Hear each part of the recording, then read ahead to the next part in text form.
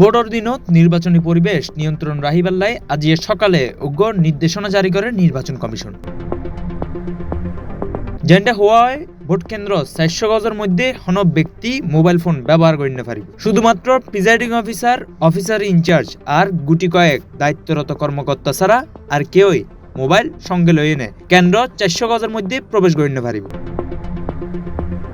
কমিশনের এই সিদ্ধান্ত প্রকাশ্যে আইবার লগে লগে শুরু হয় আলোচনা ও সমালোচনার ঝড়। রাজনৈতিক নেতাকর্মী শুরু করে সাধারণ ভোটার ও গণমাধ্যম কর্মী অকল এই সিদ্ধান্তরে অবাস্তব ও তথ্য প্রবাহে বাধা হিসেবে অভিহিত করে।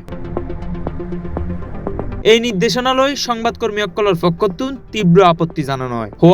বর্তমান ডিজিটাল যুগত মোবাইল ফোন ছাড়া সংবাদ সংগ্রহ ও তাৎক্ষণিক তথ্য আদান প্রদান প্রায় অসম্ভব। সামাজিক যোগাযোগ মাধ্যমেও বহুজনে এই প্রশ্ন তুলে।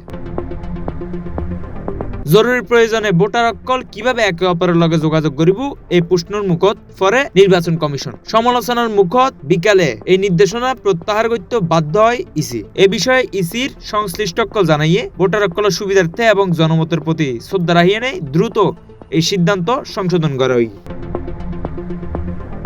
Desk report, C+ TV, Chittagong.